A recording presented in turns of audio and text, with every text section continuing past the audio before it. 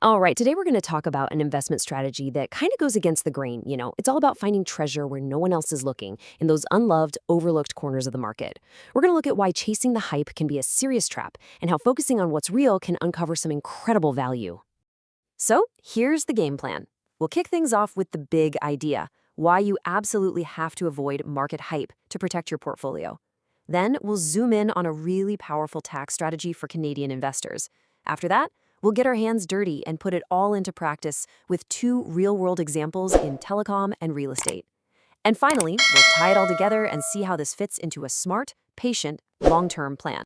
Okay, first things first, let's talk about a fundamental rule: avoiding the hype trap. It is so easy to get sucked into the story of the next big thing, but that massive gap between what people are saying and what the business is actually doing, that's usually where investors get burned. This quote right here really hits the nail on the head. I mean, think about Tesla, a company that basically created the EV revolution we see today. For years, the story was just unstoppable growth. But if you actually look past the headlines, the business reality on a global scale tells a very different story. It's the perfect example of how dangerous these hype cycles can be. Okay, let's really break this down, because the numbers here tell a wild story. Look at Tesla's PE ratio, around 300. That valuation is basically a bet on a far-off future promise.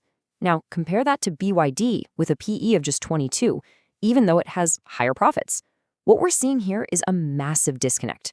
One company is valued on a powerful narrative, while the other is valued on its actual performance.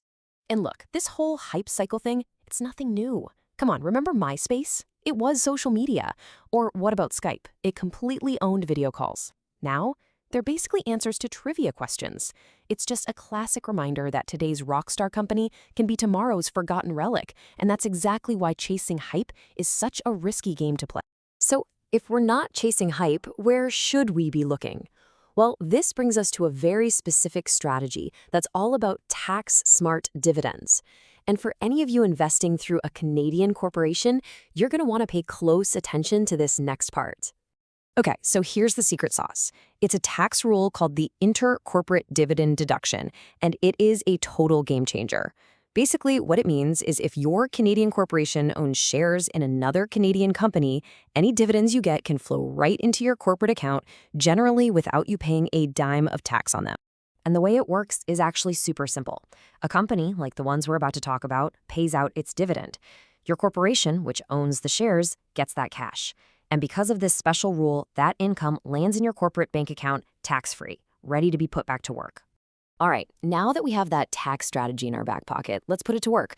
We'll start with our first case study, a Canadian telecom giant, Telus. This is a company that the market has gotten really down on lately. And honestly, that's exactly what makes it so interesting to us right now. This is the big question, isn't it?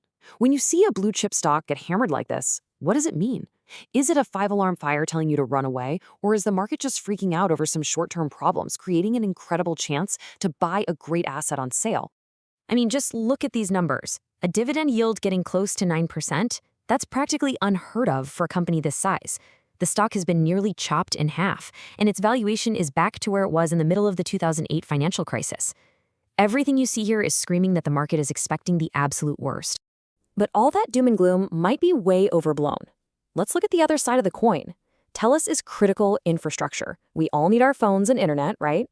The tough restructuring they've been going through is almost done, their main revenue stream is solid, and management keeps saying they're committed to that dividend. Plus, you've got some interesting growth stories in their healthcare and AI businesses. The real picture here looks a lot healthier than the stock price would lead you to believe.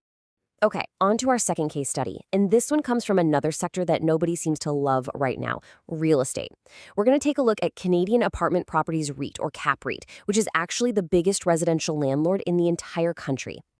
Now, before we get into the nitty-gritty, we've got to wrap our heads around a key idea for REITs. It's called net asset value, or NAV.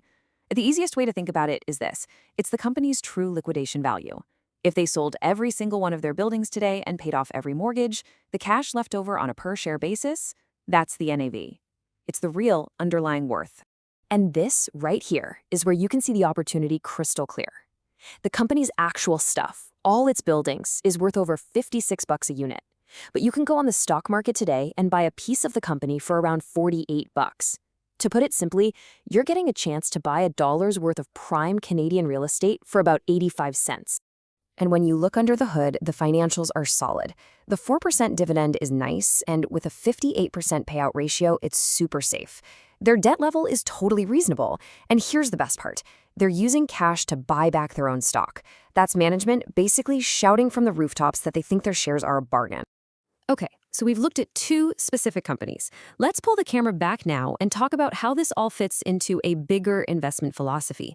How do these pieces of the puzzle come together in a patient, long-term strategy? Now, I want to be really clear about something. This is not a bet the farm or get-rich-quick kind of strategy. This is all about patience. It's about making small, smart, deliberate additions to your portfolio over time, using these unloved dividend stocks to steadily build that tax-efficient income stream brick by brick. And to put some real numbers on this, to make it less abstract, a pretty modest $10,000 investment split between these two companies could kick off an extra $600 a year in highly tax-efficient dividend income inside a corporate account. It's not going to change your life tomorrow, but man, does that add up over time. And you know, that really brings us home to the most important point. And this quote says it all. Building real wealth isn't about having a massive income or hitting some stock market home run. It's about doing your homework, being consistent, and just having the patience to let it work over years, not days. So I'll just leave you with this one last thought. The market is so often driven by short-term feelings, and it loves to punish great companies that are just dealing with temporary problems. The real opportunity is being able to see past all that noise. So the question for you is, where is the next great investment hiding in plain sight?